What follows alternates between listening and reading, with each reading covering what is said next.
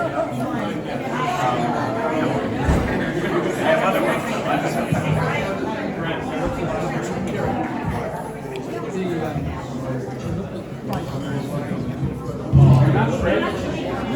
evening, everybody.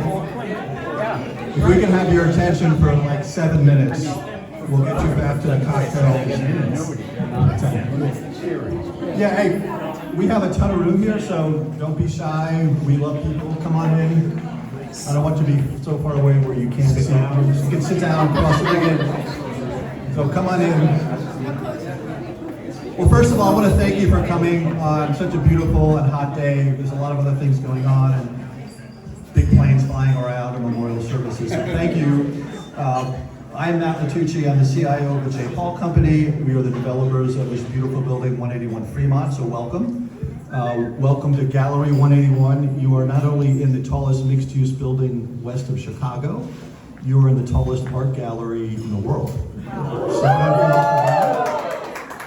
So something we're really excited. This is, I think, our eighth exhibition over the last 4 or 5 years in this gallery. Well, what makes this one unique and so special, it's the first one we've done directly with an artist, with Timothy White. And no middleman. This all came about because we have some mutual friends. And I want to thank two of my friends, Brad Gann, who can't be here, and Rich Gellis, who is here. Rich, are you here? Wave. He's over there. Yeah, thank you, Rich, for putting us together. This all came together pretty quickly. You know, we had a couple of phone calls, we had a nice dinner, and we just connected and said this would be a really cool venue and a really cool opportunity to show your work to a new audience. And it's worked out incredibly well. So if you have any questions about this space or the building, we had 66 beautiful homes. We only have about 15 left, so hurry up.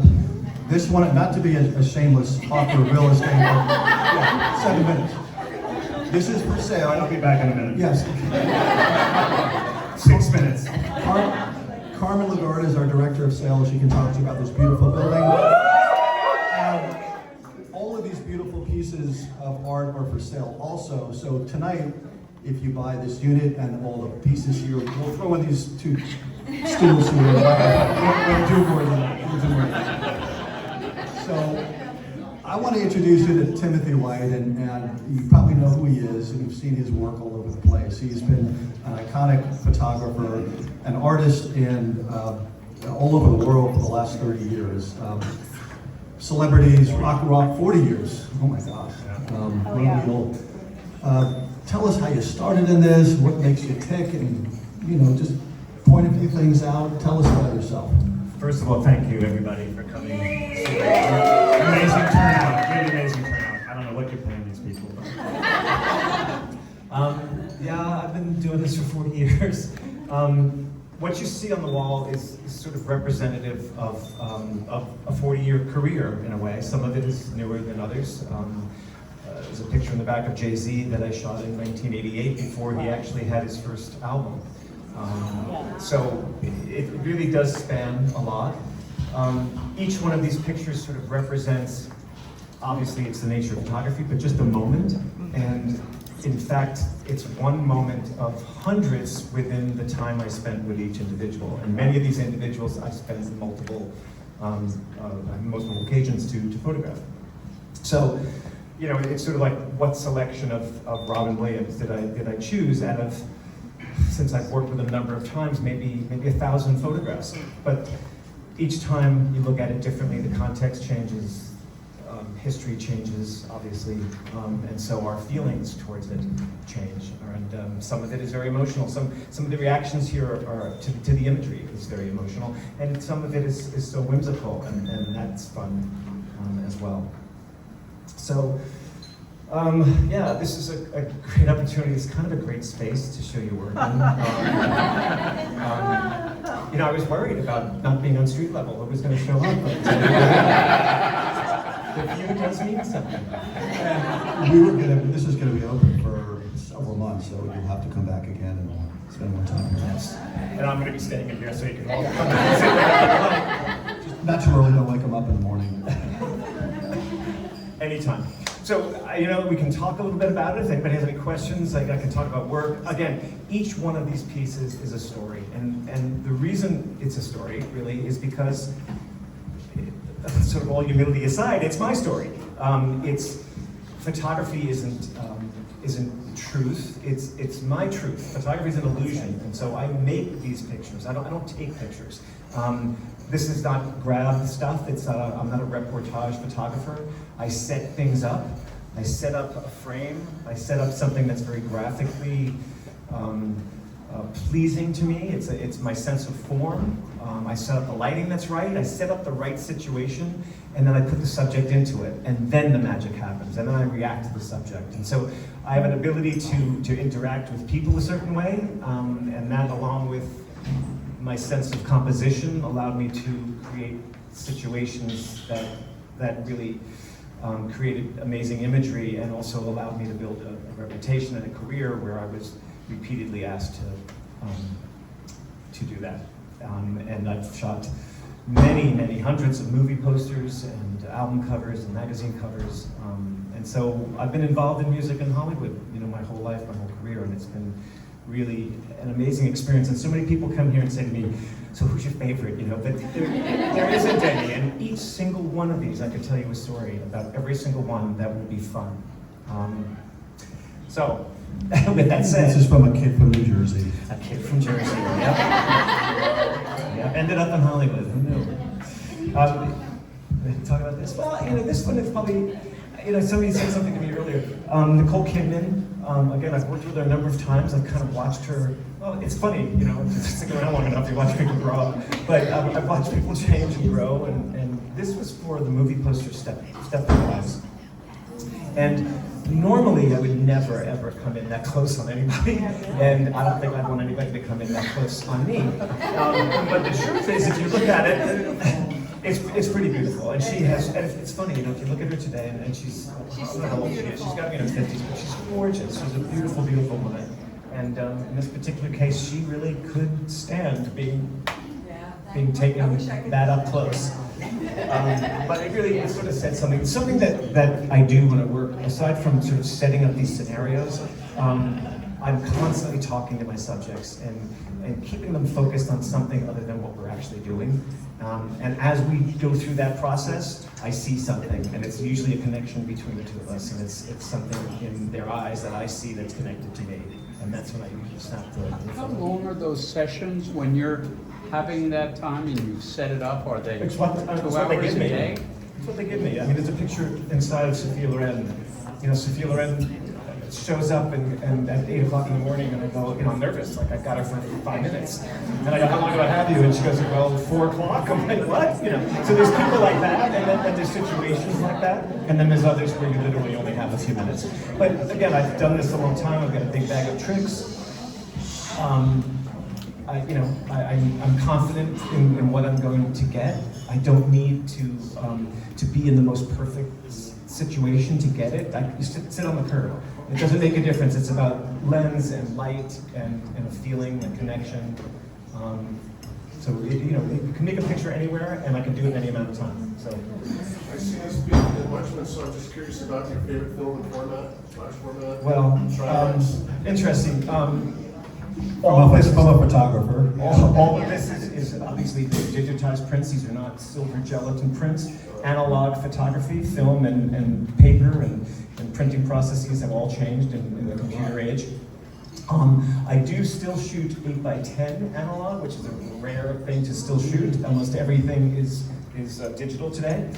This picture of James Gandolfini in the hallway there was shot with an 8x10 camera, a view camera, which means that the negative was 8x10 inches, which has an amazing resolution to it. And it's very different than digital photography. But then I scan it and it's printed digitally. So all of this is printed digitally. In fact, the printer is here in the room, Hila, who has worked for me for a long time, who is amazing. Thank you, Hila. So what's the story behind the Liz Taylor photo? Because I can really relate to that. I get the reaction from somebody. I can see why. It's a completely contrived situation. It was in a studio. I pulled in a limousine. I put up a riser with some carpet and some stanchions and put some flashes in the background. And Shirley MacLaine was standing next to me. They were friends, and she was there for the shoot. And Liz was just there. I was telling her what to do, but she really wasn't giving me a lot. And Shirley MacLaine said, That's it? That's all you're gonna give him? And Liz went like that, and then she ate her one a little bit more, and she gave her two. I love it. So it really was a reaction to unlike you, it was really a reaction to Shirley MacLaine. But it's funny because Liz Taylor was one of the founders of AMFAR, which is one of the charities that I'm involved in, which is an AIDS research foundation. And I've raised almost $1 million with that picture at auction for AMFAR. Because she was one of the co-founders of AMFAR. So Lady Gaga bought one, Eileen Getty, Mariah Carey, Kris Jenner, thank you. I see all the Kardashians all the time in the background. But so yeah, they spent a lot of money and we raised a lot of money. Do you do limited series? Yes, all of these are actually at this size. Well, the 30 by 40s or smaller, like editions of 25, which is a very small edition for photography, which is the nature of the medium is its reproducibility. But I tend to keep it exclusive and low, and the larger ones are only editions of 10. Nabil had a question. I just had a question. When you plan the photo shoot, obviously you know they're coming. How much of it is it you plan it in your head and then it goes haywire? No, Once it gets no, there? I don't plan anything. You don't. No, I show up.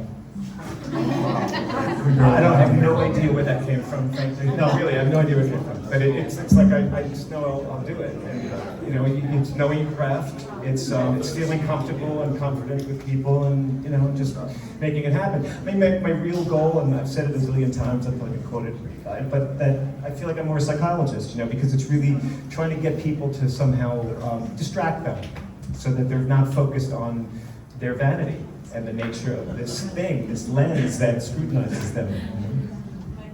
So how old were you when you knew that you were going to be a photographer? Oh, I love it. And No. Come on. But what made you know that? And then who has influenced you hugely along the way? Well, I'll go from the back to the front there. My influences are many. They really are, and it's rarely photography. Or if it is photography, it's usually not portrait photography necessarily. It's more fashion or other kinds of things that I'm. Photography is about light, right? So I'm very attracted to and influenced by light, and so it doesn't necessarily have to be a portrait for me to be, affected by something that I see, some art that I see. I don't know. It started when I was a kid. It wasn't phone snapshots weren't on your phone. It was a shoebox in the closet full of family photos, and those family photos struck me when I was young, and they all had different formats and whatever, and there was history in it. It was family history, and there were all these things. There were landscape, cars, wardrobe, everything was sort of historic, and I got this sense of that. And at some point, I don't know, I also got into Hollywood. I got into movies, and in cinema I started to feel, again, the light, and I don't know, there was just something that clicked, and it wasn't planned, life just takes you. And, yeah. You had a question. Who have you not photographed that you would love to photograph, and why are they stupid enough not to hire you?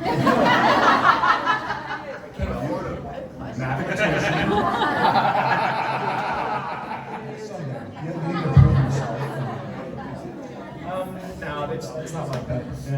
I don't think about it like that. It's just, There's no one that you go, man, I would love to photograph that face. There's people who pass, and it's more like after the fact that I go, I wish I had that opportunity. I've been so blessed, so lucky to photograph Audrey Hepburn and Robert Mitchum and people like that who I grew up on, and I'm also so enamored with their work in film. So to be able to collaborate with them, Al Pacino, to have Al Pacino take my direction,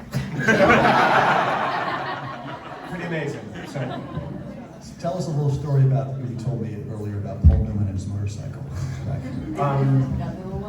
Yeah. So those little motorcycles they use Matt knows, because Matt's an auto racer, they use them in the pits to get around the pits in auto racing. Because it's, first of all, they're motorheads, so it's about that, but you couldn't have a big motorcycle or something, because it's tight and there's people moving around quickly and it's dangerous and all that. So they use those little things to get around racetracks. It's kind of a thing. And I was hired to shoot Paul for the cover of Esquire, and he wouldn't commit to a date, and then finally he did, and said, yeah, just have the photographer meet me at 89th and 5th Avenue at Central Park, and I'll be there at 2 o'clock. And send a truck up to Connecticut to get my motorcycle. And I came off the plane actually and went right to Central Park to go do the photo shoot, and it was this little tiny motorcycle.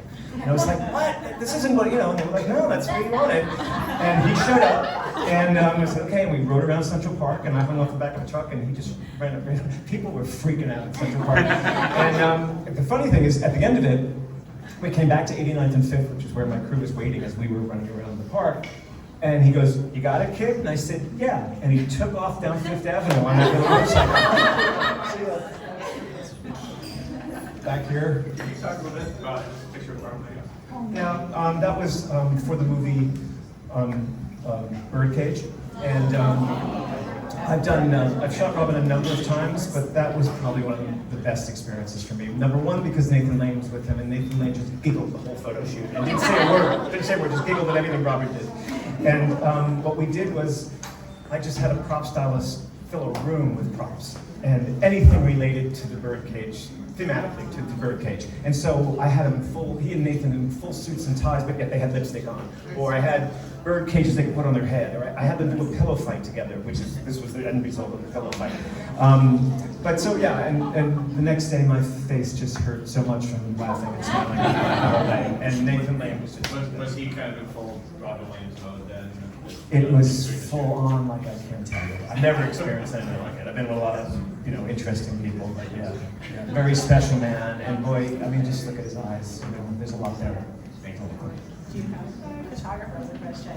So you said that you have like a bag full of trips you collect to get people to respond or to like get them away from their egos, not to be so, guarded with their ego. Do you have? I mean. Maybe do you have like one little tip you have You've been great, and you got me behind this wall in between them. Yeah, I mean, the bag of tricks were both physically, technically. It was all of that, knowing what to do in any situation. If I prepared too much, if I preconceived it too much, to your point back there, I'd fuck it up. So I go in confident with what I can do, and if I plan for sun and it rains, then that's a problem. So I have to be prepared to do it in any circumstances. And it's the same thing with personalities. If someone walks in the room and they just had a fight with their wife or something, you never know. Everything is different, right? And so I've got to come in and feel things out and find the solution. Tell us about the Keith Richards session. That's a great episode. It's great. So I was hired by, I think it was Guitar Magazine, to do this thing with Keith. And they were like, what do you want to do? And I said, well, I knew this bar in Lower Manhattan, and let's just meet there in the afternoon. So it was like 2 in the afternoon. And he showed up, and we did some things in the bar, and there was like a couple of barflies, like having shots at the bar, and that was it, and us. And we did these pictures, and then Keith, I said, okay, we got this, let's go out. The sun was setting, it was late afternoon in Manhattan, and I said, let's walk toward the river, let's walk towards the sunset. And he was game, totally. So my assistant and I, like carrying a tripod, camera, light, and we're like walking through the streets. And we're heading to the river. And all of a sudden, this police car comes by and sees us, and sees Keith Richards, and jams on his brakes, jumps out of the car, and goes, oh my God, Keith Richards, I want your autograph. And pulls out his violation book, his parking and Keith is signing it. Next thing I know, he must have got on the radio or something. Next thing I know, 2 other police cars show up. Everybody wants Keith's autograph. And finally, I was like, look, I'm losing the light. Like, we gotta go. We're heading to the river. I gotta get these pictures. And this one female officer said, oh, too bad. I actually happen to be wearing a Rolling Stones t-shirt under my bulletproof vest. And I was like, okay, stop it. And I've got this picture of her. She undid her uniform and undid her vest. And Keith is signing her. So where is that photo? So each one of these is hundreds related to you. Could you show just on that one shoot? Yeah, I mean, there's always the outtakes, and there's a show of outtakes. And there's many of those.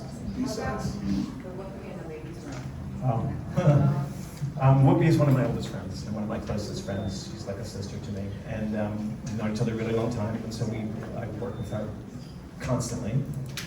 And she had this incident that happened in a public restroom in Las Vegas, where she went into a stall and someone reached underneath with a piece of toilet paper and a pen and said, "Can I have your autograph?" And she said, "Really?" And they said, "Yeah." And she said, "Okay." And she signed it and gave it back to me. And so we created that picture.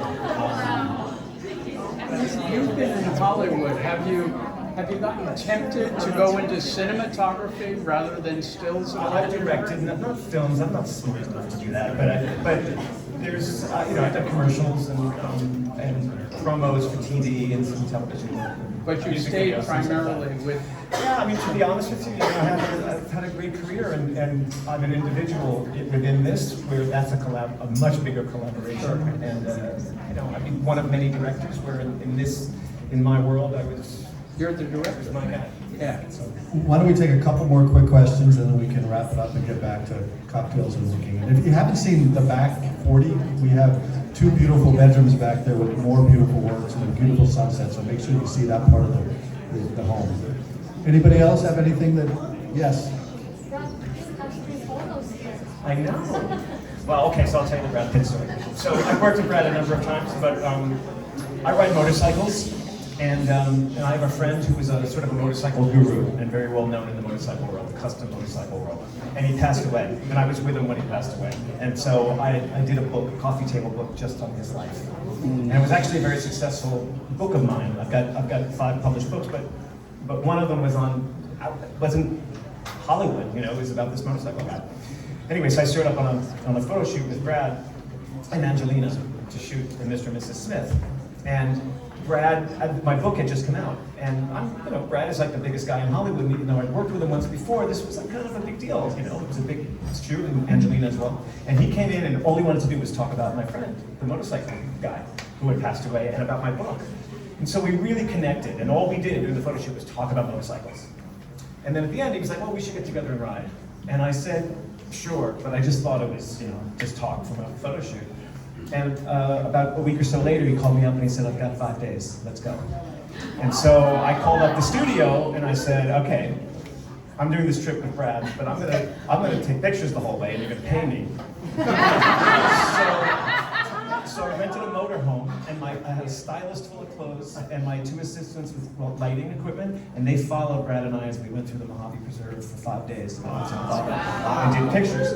And so out of that came an amazing array of pictures. And the one on the back, if you're referring to one in particular, that's actually at the Chicken Ranch, which is a legal brothel in Fremont, Nevada. And it's a long story how we got there, but it's not what you think. But we use it as a backdrop, and those are 2 real sex workers, Adam and Brad. But it was an amazing trip, and we got an amazing array of photographs that were published all over the world, and he just approved them all. He just thought they were great. So. Okay, one more, Bobby. I'm wondering what the convergence of chickens and brothel. You got me, it's not my business.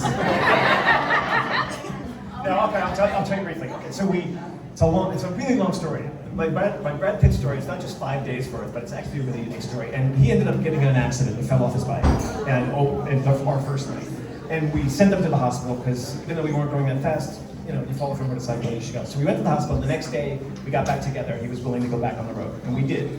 But we went to a motorcycle shop where I knew some guys to fix his bike. And as we did that, we were leaving. One of the guys, I was like, look, I can't go back to the desert and do the same kind of pictures we did the day before. I'm looking for other kinds of things. Gas station, a hotel, something. And one of the guys said, my girlfriend works at the Chicken Ranch. And I said, okay, and Brad went, and we rode to the Chicken Ranch. All right, well, let's get back to cocktails and looking at art. Thank you so much. This has been wonderful.